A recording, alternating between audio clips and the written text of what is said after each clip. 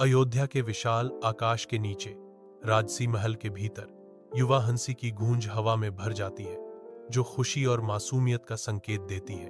युवा राजकुमार राम और उनके भाई चंचल खेलों में आनंद लेते हैं। उनकी लापरवाह आत्माएं महल की विशाल दीवारों के भीतर गूंजती हैं, हंसी हवा में नृत्य करती है, क्योंकि युवा राम और उनके भाई एक दूसरे का पीछा करते हैं।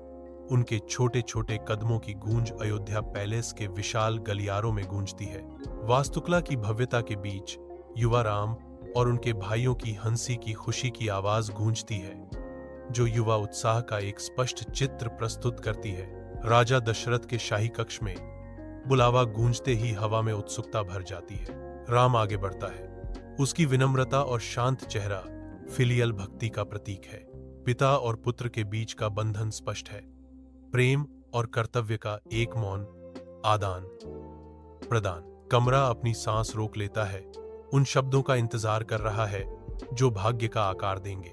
एक गहन महत्व का क्षण सामने आता है, जो परंपरा और भाग्य की लहरों के बीच स्थित है। अयोध्या के हृदय में एक राजा का निर्णय एक महाकाव्य कहानी का मार्ग प्रशस्त करेगा। सूर्य की रोशनी राजा दशरथ के कक्षों को नहलाती है, जो टेपेस्ट्री को रोशन करती है। राजा दशरथ राम को देखते हैं, उनकी आंखें स्नेह से भरी हैं। राजा दशरथ पूछते हैं, राम, जीवन में सबसे बड़ी ताकत क्या है?